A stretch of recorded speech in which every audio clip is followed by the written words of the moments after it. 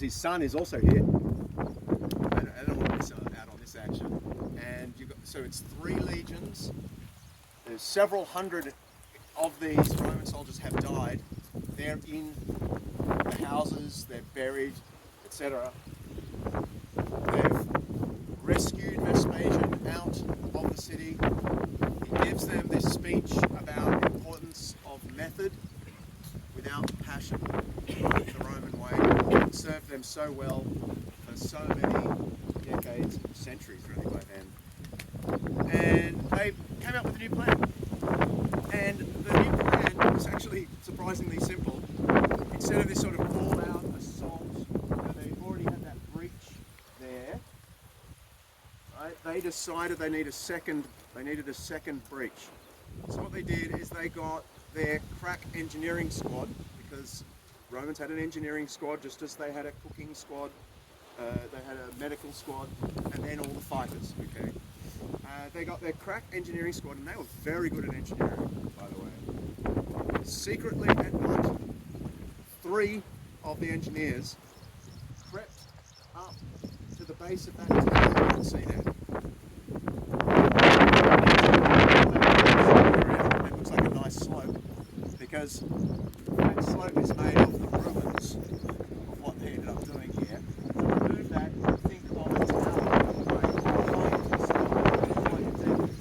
but secretly at night, 3 engineers came, and over several hours in the dead of night, they removed what they had calculated were the main support stones for the tower. And they did this quite a lot actually. They did it so that they knew it wouldn't fall straight away, but that it would fall within a couple of hours. So they did that in the dead of night, removed key supporting stones, and then crept back without being seen. They prepared everyone at the dead of night. It's 3 a.m. and the Romans are waiting, and everyone has the command: when you hear the tower fall, take the 2 points, the original breach and the tower breach. And sure enough, before dawn, there was an almighty flood as the tower came down. At which point, I mean, if you were asleep in Gumma, you were now awake. The soldiers screamed up over the base of the tower, straight through the original breach.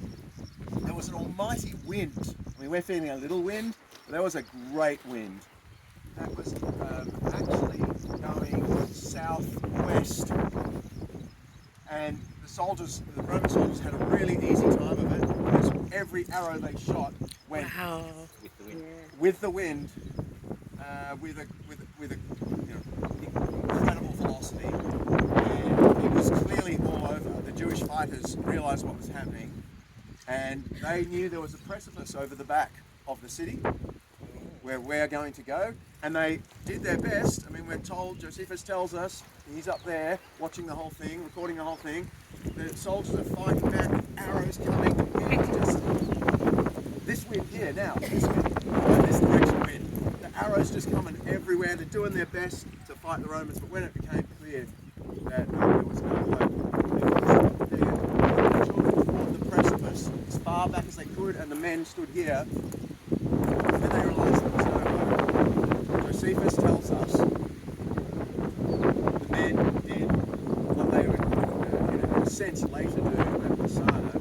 They decided that death was better than slavery. Because we know how furious the Romans are. And Josephus says that to say, I'm going to read the text. It's a trigger warning. I'm going to read the text when we get to the text. He says, the menfolk pushed their women and threw their children off the and then they themselves. And Josephus says 4,000 died in the fight and 5,000 threw themselves. Now, Josephus doesn't tell us that anyone survived, but I think we can imagine that some did.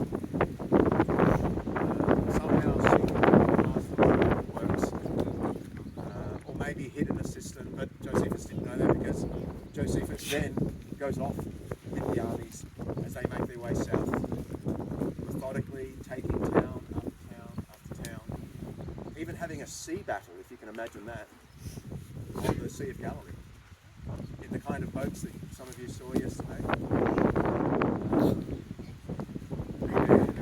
Josephus tells us that there was the Galilee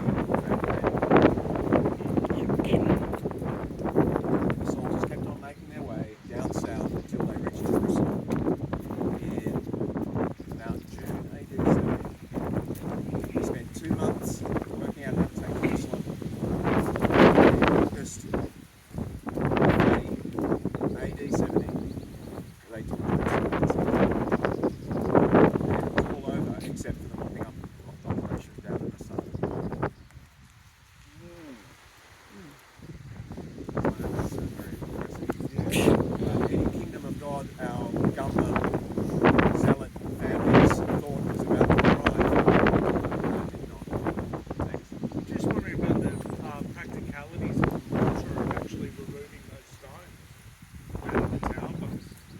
How did they actually do that? I don't know which tools they used, but the Romans had a great bag of tricks. The engineers had a bag of tricks, tools, molds. I mean, you saw what they were able to make at Gumla. You see that multi-story thing? They had all that wood with them. The engineering team travelled with everything you could ever possibly do. Pack it down, march, get to the site, build that giant thing, pack it down, march. Method, engineering, is the key to the Roman success.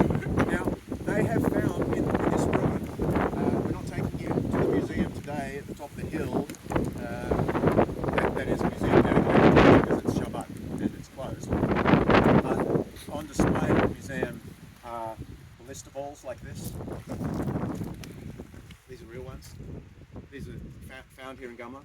Literally thousands of the balls, arrowheads, and ballista bolts. These are these things, I don't know they're representing what you fired it, but it's a metal bolt about the size of my fist to my wrist that they put in a contraption and it fires it, and obviously it's got a lot of force.